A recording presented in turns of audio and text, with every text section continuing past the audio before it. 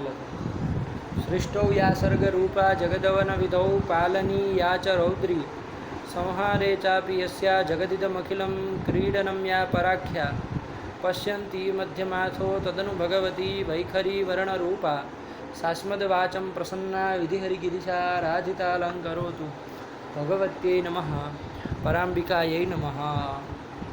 चलिए, तो अंतिम पाठ में हम लोग संज्ञा प्रकरण को देख रहे थे। अथ संज्ञा प्रकरणम हो गया था ना, याद है पूरा ग्रंथ? शुक्लम ब्रह्म विचार से बोलना चालू करो। शुक्लां ब्रह्म विचार सार परमां आद्यां जगद्व्यापिनी वीणा पुस्तकधारिणीं अभयदां जाड्यान्धकारापहां हस्ते स्फाटिकमालिकां विदधतीं पद्मासने संस्थितां वन्दे तां परमेश्वरीं भगवतीं बुद्धिप्रदां शारदां। ये लघु सिद्धांत का श्लोक नहीं है ना, ये तो चूंकि पढ़ा है इसलिए मैं याद रहे साथ ही साथ में इसलिए बोलवा रहा हूँ, वरना वो ग्रंथ का नहीं है। ऐसे भ्रांति मत पाल लीजिए। हाँ, नत्वा सरस्वती से करिए चालू। नत्वा सरस्वती देवीं शुद्धां पुण्यां करोम्यहं पाणिनीय प्रवेशाय लघु सिद्धांत कौमुदी। अथ संज्ञा प्रकरण, उसको बोलना है, वो प्रकरण का नाम भी इतना महत्वपूर्ण है जितना ये सब है। अथ संज्ञा प्रकरणम अ इ उण ऋ ऋक् ए ओं ऐ औच हय वरट लण हय वरट लण यमगणनम झमय घड़दश जब गड़दश खप छट थ चट तव कपय षट्सर षट्सर हल इति माहेश्वराणि सूत्राणि आदि संज्ञार्थानि।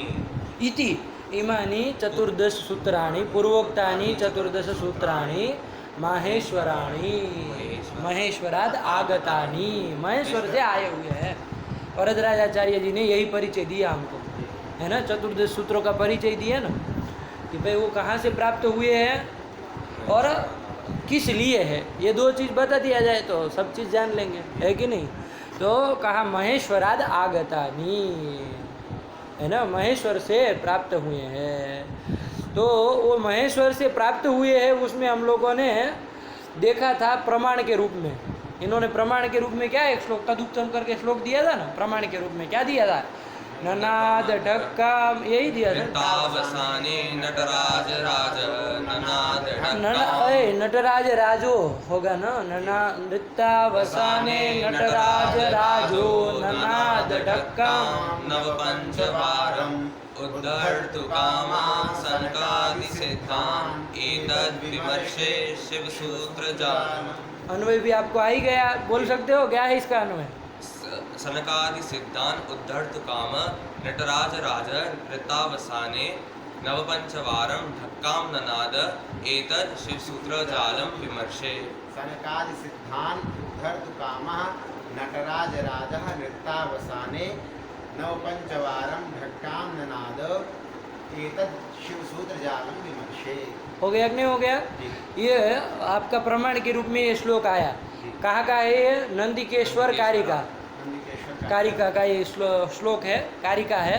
ये आपको प्रमाण के रूप में दी गई। इससे ये पता चला ना कि ये महेश्वर से प्राप्त हुए हैं। इतना समझ में आया कि नहीं आया?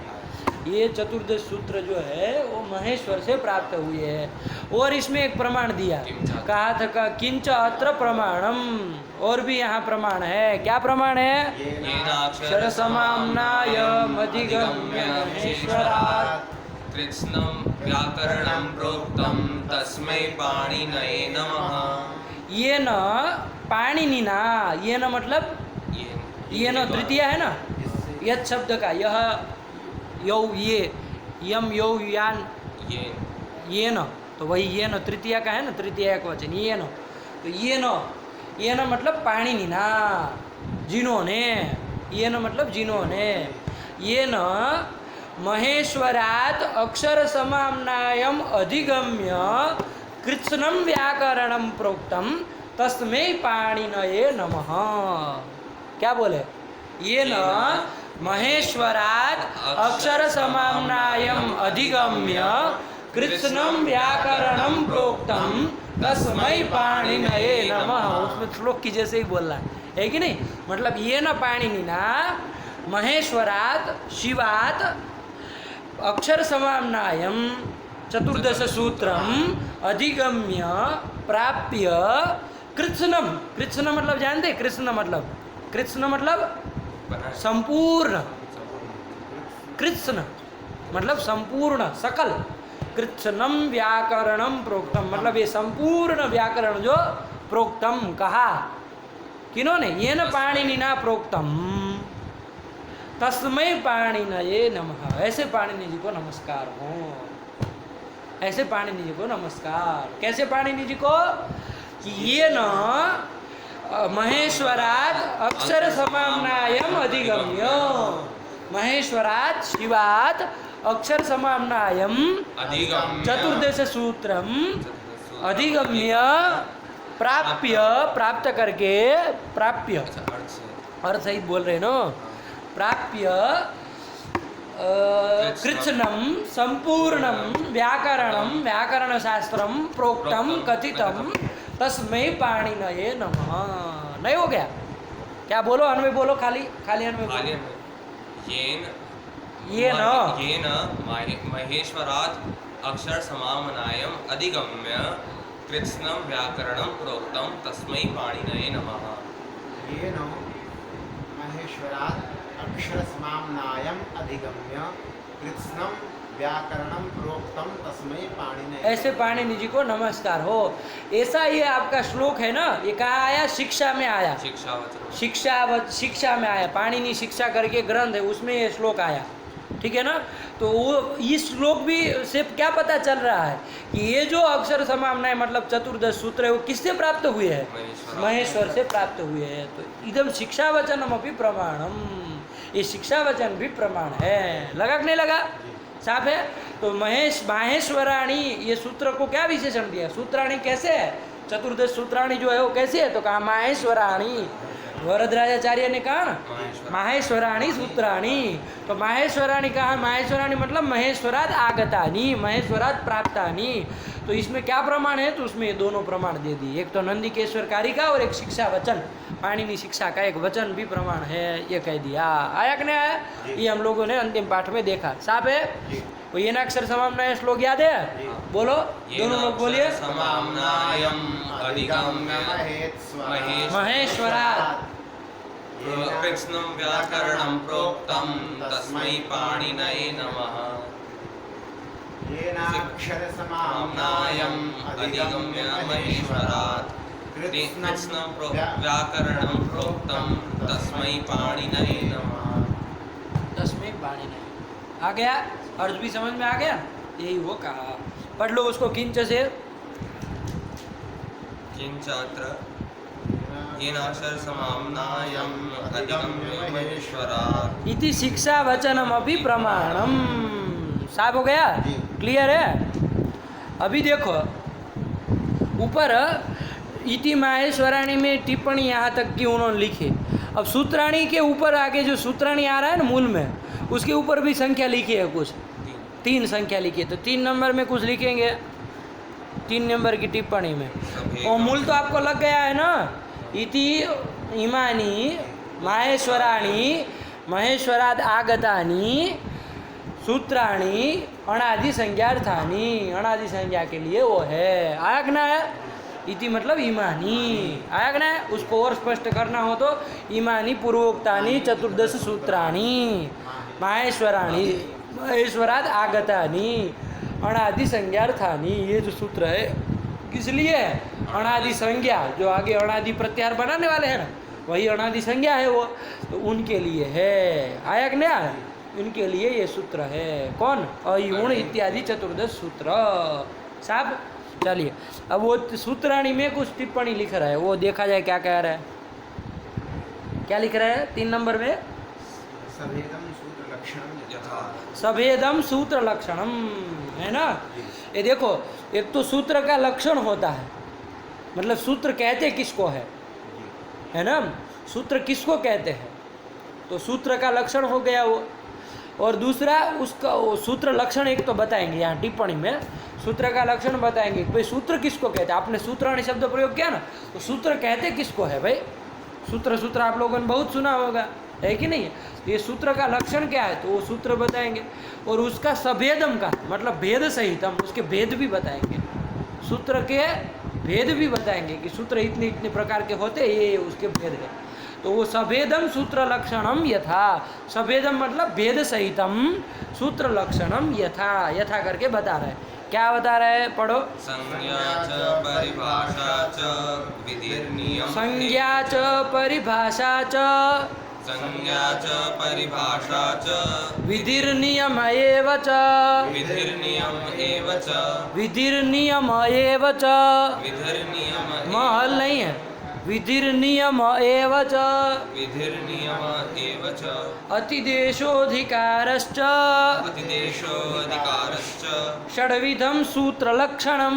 षड्विधम सूत्र लक्षणम। ये क्या हो गया? सूत्र के भेद हो गए। षड्विधम सूत्र लक्षणम, षड्विधम 6 प्रकार के सूत्र लक्षणम, लक्षण मतलब स्वरूप, सूत्र के स्वरूप होते हैं। 6 प्रकार का सूत्र होता है, 6 प्रकार के सूत्र होते हैं।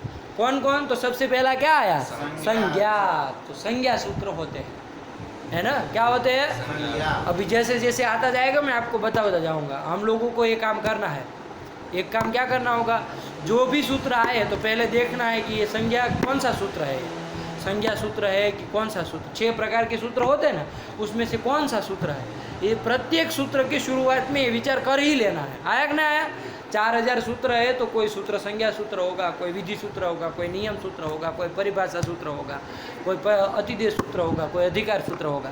तो एक एक जैसे जैसे आते जाएंगे ना, वैसे वैसे हम समझते जाएंगे, है ना, कि क्या है। चलो वही क्या, तो पहला क्या आ गया? संज्ञा। दूसरा क्या कहा? परिभाषा। तो परिभाषा सूत्र भी होते हैं। तीसरा विधि। विधि सूत्र भी होते हैं, है कि नहीं? तीसरा चौथा नियम सूत्र भी होते हैं। फिर अतिदेश सूत्र भी होते हैं। और 5वां अधिकार सूत्र भी होते हैं। तो ये 6 प्रकार के हो गए कि नहीं? संज्ञा च परिभाषा च विधिर्नियम एव च अतिदेशोधिकारश्च षड्विधम, मतलब 6 प्रकार के सूत्र लक्षणम, सूत्र के स्वरूप होते हैं। 6 प्रकार के सूत्र होते हैं, मतलब ये 4000 सूत्रों को हमने 6 भागों में बांट सकते हैं, यही ना? षड्विधम सूत्र लक्षणम, 6 प्रकार के सूत्र होते हैं। याद है किसी को ये श्लोक? याद है? अभी हो गया। बोलो। संज्ञा च परिभाषा च विधिर्नियम एव च अधिदेशोऽधिकारश्च षड्विधं सूत्रलक्षणम्। तुम बोलो। संज्ञा च परिभाषा च विधिर्नियम एव च अतिदेशो अधिकारश्च अतिदेशोधिकारश्च लिखा है वहाँ पर श्लोक में, अतिदेशोधिकारश्च लिखा है वहाँ श्लोक में, देखो खंडाकार है ना, तो उसको कहाँ पढ़ रहे हो? है वो क्या? अतिदेशोधिकारश्च अतिदेशोधिकारश्च षड्विधम सूत्र लक्षणम। आया कि नहीं आया? ये 6 प्रकार के सूत्र के स्वरूप होते हैं। तो ये क्या बता दिया? सूत्र के लक्षण बताए, भेद बताए, लक्षण नहीं बताए, सूत्र के भेद बताए। इस 6 प्रकार के होते हैं, तो भेद बता दिए ना, है ना? जैसे लड़के कितने प्रकार के होते हैं? तो 3 प्रकार के होते हैं, एक अच्छे होते, एक खराब होते, एक मीडियम होते हैं। तो क्या होते? 3 प्रकार के, मतलब भेद बताया ना।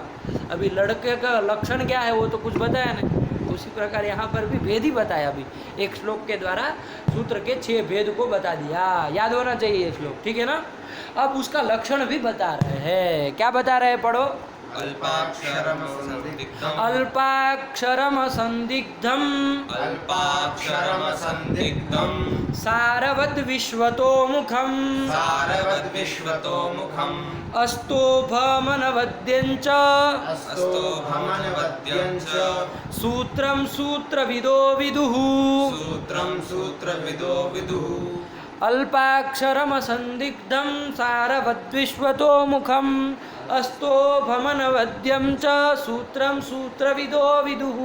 अल्पाक्षरम संदिग्धम सारवद्विश्वतोमुखम अस्तोभमनवद्यं च सूत्रं सूत्रविदो विदुः। ये कर दी।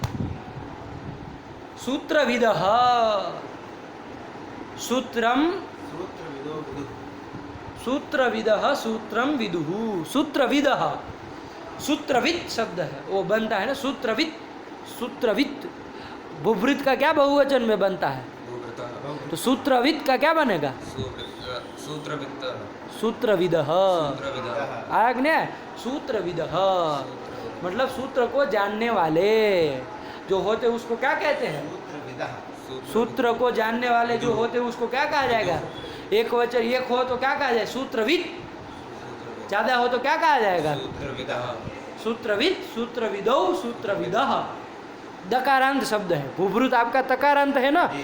तान तकारांत है इसलिए उसका सब त ही रहता है भूभृत भूभृतौ भूभृता लेकिन ये दकारांत है एक वचन में कोई सूत्र लगने के कारण सूत्रविद बन गया लेकिन द्विवचन से ओ द चलेगा सूत्रविद सूत्रविद सूत्रविदौ सूत्रविदुः विदः आया ना सूत्रविद सूत्रविदौ सूत्रविदः तो सूत्रविदः मतलब सूत्र को जानने वाले है कि नहीं जो भी लोग हैं सूत्र को जो जानते हैं अच्छे से वो सूत्रम विदुः वो सूत्र को इस तरह से जानते हैं कैसा जानते हैं तो सबसे पहले दिया अल्पाक्षरम क्या दिया अल्पाक्षरम सूत्र कैसा होना चाहिए सूत्र किसको कहते हैं जो अल्प अक्षर वाला हो क्या हो अल्प अक्षर वाला हो अल्प अक्षर जिसमें हो मतलब कम अक्षर वाला हो ये अनेक लंबा चौड़ा बना दिया छोटे छोटा होना चाहिए अल्प अक्षर वाला होना चाहिए तो अल्पाक्षरम सूत्रम सूत्रम में विशेषण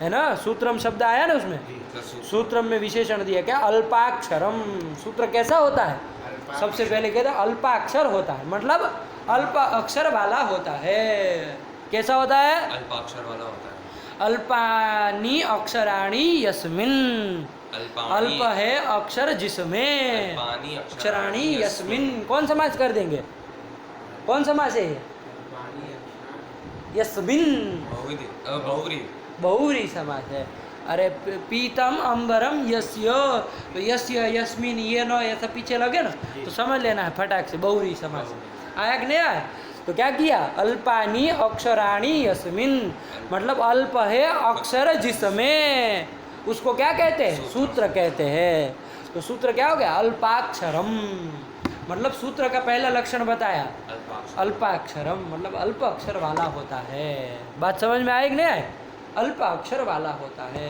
छोटे जैसे यहाँ आया ना हलंत्यम आने वाला है अभी पहले हलंत्यम वृद्धिरादेज तो छोटे छोटे सूत्र है कोई लोग सूत्र लिखते हैं लंबा चौड़ा लिख देते हैं उसको याद करने में ही दिमाग लग जाए तो वो सूत्र का लक्षण नहीं है उसको सूत्र कह भी नहीं सकते है कि नहीं सूत्र चूंकि कैसा होता है अल्पाक्षरम अल्प अक्षर वाला होता है बात समझ में आएगी नहीं मतलब जितना हो सके उतना कम से कम में काम चल जाए है कि नहीं अल्प अक्षर वाला होता वही सूत्र होता है आपने एक पेज में लिखा तो वो थोड़ी सूत्र है नहीं ना लगेगा वो सूत्र नहीं होगा आया ये पहला लक्षण बताया अल्पाक्षरम सूत्रम हुआ दूसरा क्या दे रहे हैं असंदिग्धम असंदिग्धम संदेह रहित होना चाहिए संदेह नहीं होना चाहिए उसमें बिल्कुल साफ साफ होना चाहिए कभी कभी लोग सूत्र तो लिखते हैं लेकिन ऐसा जटिल बना देते हैं तो समझते नहीं है लोग ऐसा नहीं साफ होना चाहिए बिल्कुल है कि नहीं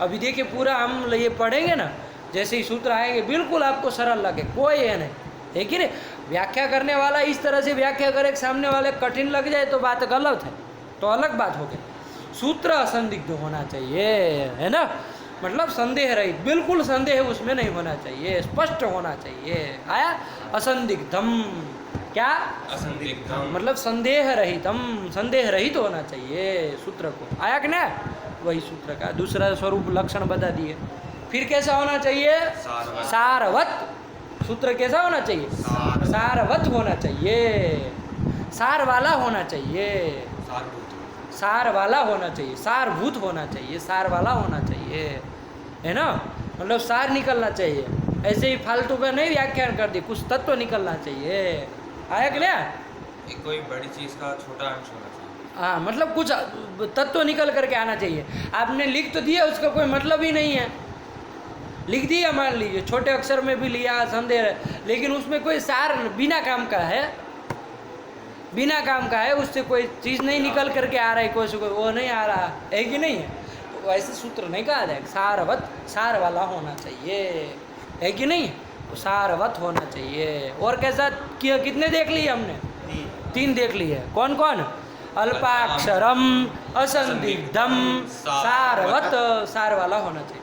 फिर क्या कहा? विश्वतोमुखम, विश्वतोमुख होना चाहिए।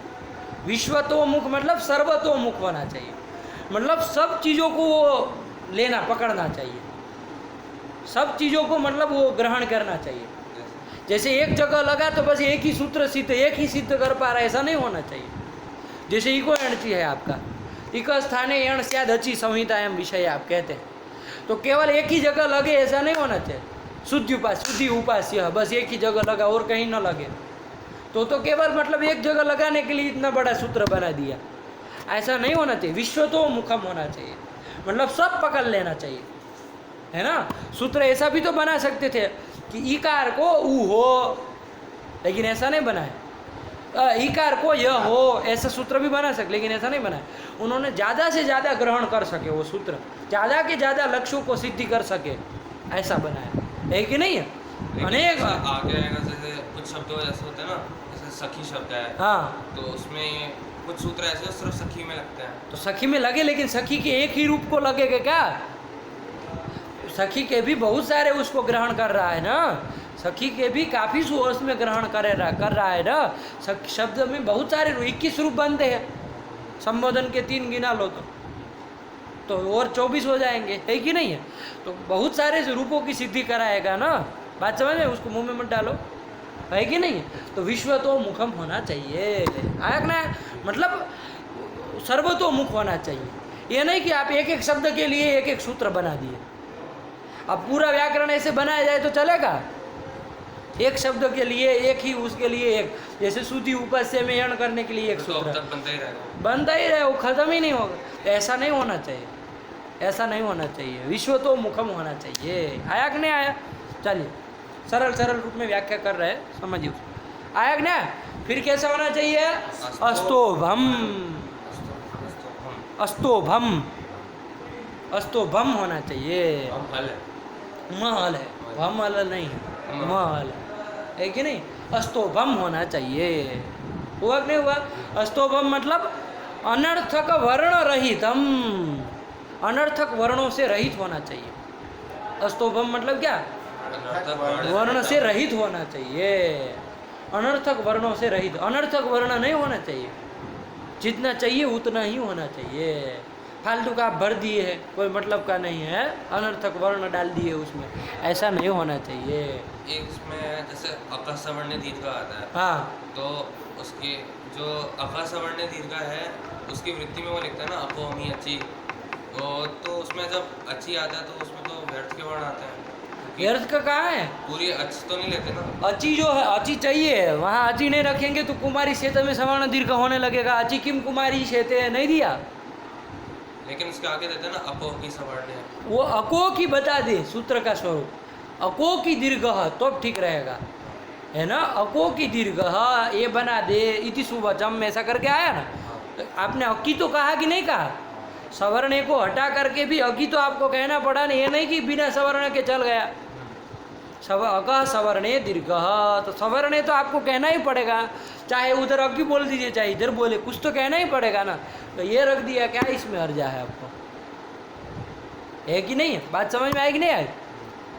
नहीं समझ में आया? आया। अरे अको की दीर्घ ये कहना चाहिए, है कि नहीं? ऐसा कहा उन्होंने।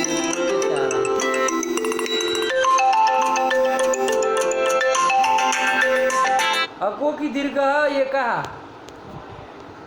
तो या तो सवर्ण कीजिए, अगर सवर्ण मनाई जाए, अको अकी बोलिए, कुछ तो बोलना ही पड़ेगा, बिना बोले तो नहीं ना चल रहा है। आपको ऐसा हो कि केवल अकह दीर्घ कह देने से चल रहा है, ऐसा तो नहीं है।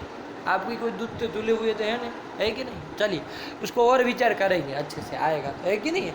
लेकिन अभी फिलहाल तो डालना, उसको तो रख ही नहीं पड़ना है। हम क्या, अनर्थक वर्णों से रहित होना चाहिए। अनर्थक वर्ण कोई नहीं ना है, एक एक वर्णों का सार्थक हम बताते चलेंगे। प्रत्येक सूत्र में ये भी देखना है हमको कि कोई भी वर्ण अतिरिक्त नहीं ना आ रहा है कि नहीं है। अनर्थक वर्ण रहित होना चाहिए। आया कि नहीं? अस्तोभम का। फिर क्या आया? अस्तोभम का। और फिर कैसा आया? अनवद्यम, अनवद्य होना चाहिए, है ना? मतलब दोष रहित होना चाहिए, दोष नहीं होना चाहिए कोई। मतलब जहाँ नहीं लगाना था वहाँ लग गया, जहाँ लगाना था वहाँ नहीं लगा, ऐसा दोष नहीं होना चाहिए। आया कि नहीं आया? मतलब उनका जो लक्ष्य है वहाँ लगना चाहिए, जो लक्ष्य नहीं है वहाँ नहीं लगना चाहिए। आया कि नहीं? दोष रहित होना चाहिए। कभी कभी मान लीजिए सूत्र तो कोई बना देते लेकिन दोष रह जाता है उसमें, ऐसा नहीं होना चाहिए। आया कि नहीं आया? क्या? अनवद्यम मतलब अवध्य नहीं होना चाहिए, मतलब निंदित नहीं होना चाहिए, दोष वाला नहीं होना चाहिए, दोष रहितम अनवद्यम। आया कि नहीं आया? तो ऐसे इसी को क्या कहते हैं? सूत्रम विदुहु, इसी को सूत्र कहते हैं, इसी को सूत्र जानते हैं।